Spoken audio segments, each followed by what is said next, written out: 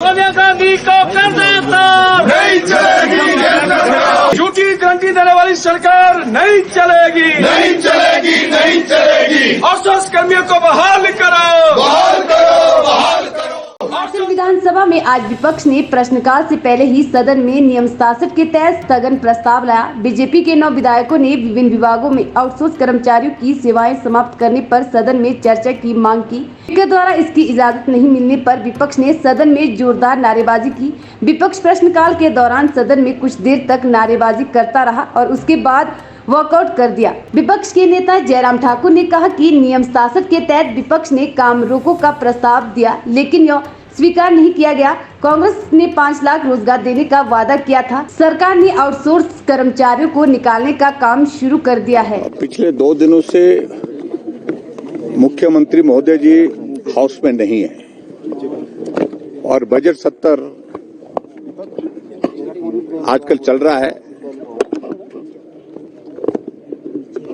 आज जो नियम 67 के अंतर्गत हमने भारतीय जनता पार्टी के हमारे माननीय 9 सदस्यों ने काम रोको प्रस्ताव लाया था और उसकी वजह ये थी कि हिमाचल प्रदेश में कांग्रेस पार्टी ने वादा किया था 5 लाख बेरोजगारों को रोजगार देंगे, नौकरी देंगे। इस बजट में कहीं भी नौकरी देने का उस प्रकार से जिक्र नहीं है। उल्टे जो छोटे कर्मचारी जिनको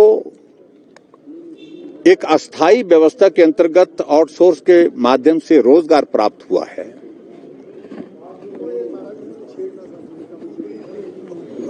उनको निकालने की प्रक्रिया शुरू कर दी। हजारों की संख्या में हिमाचल प्रदेश में आउटसोर्स में लगे कर्मचारी अलग अलग विभागों में, चाहे वो जल शक्ति विभाग है, चाहे वो हेल्थ है, और हेल्थ में तो यहां तक के जब पूरे देश भर में, पूरे प्रदेश में कोविड के मामले बढ़ रहे हैं, उसके बावजूद भी आउटसोर्स में जो कर्मचारी अपनी सेवाएं दे रहे हैं उनको हटाए जा रहे हैं। नेचोक मेडिकल कॉलेज में, टांडा मेडिकल कॉलेज में और इसके अलावा दूसरी जगह, और जब चंबा में, मेडिकल कॉलेज चंबा में, जब उनसे पूछा जाता है कि क्यों हटाया जा रहा है, तो जवाब देने के लिए उनके पास कोई उसका उत्तर नहीं है। और उसकी वजह यह है कि कांग्रेस सरकार यही प्रयत्न कर रही है कि जहां भी भारतीय जनता पार्टी की सरकार के दौरान किसी को अगर दिहाड़ी पर भी लगाया है, छोटा सा भी रोजगार मिला है, छोटा सा भी काम उसका हुआ है, उससे उसको वंचित कैसे कर सके, उस तरह से प्रयत्न कर रहे हैं।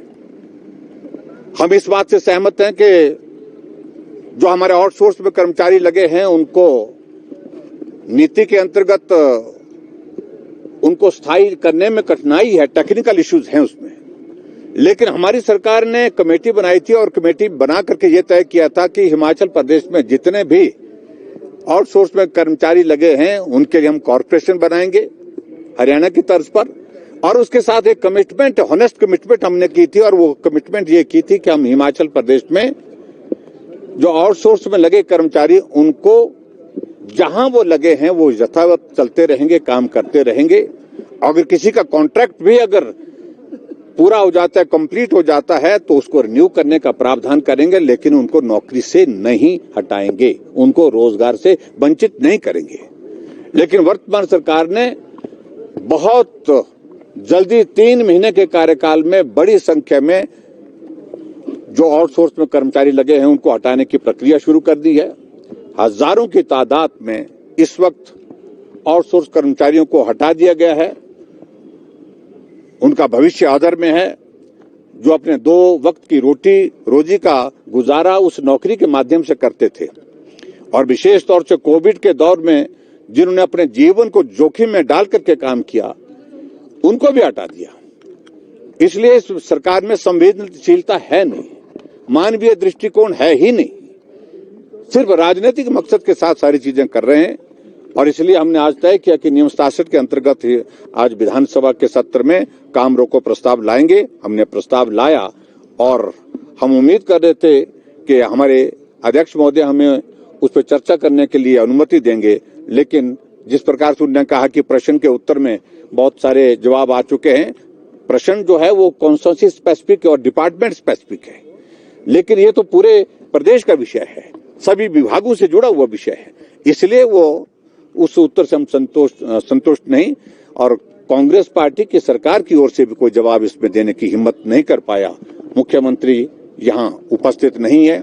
मुख्यमंत्री जो संवैधानिक व्यवस्थाओं के अनुरूप जो किया जा सकता है उसके विपरीत, जो नहीं किया जा सकता उसके विपरीत जाकर के अपनी पार्टी के राष्ट्रीय नेता की जमानत के लिए जाकर के गुजरात पहुंचे हुए। आज मुझे मालूम नहीं आज आएंगे कब आएंगे, लेकिन संवैधानिक व्यवस्था इस चीज की इजाजत नहीं देती।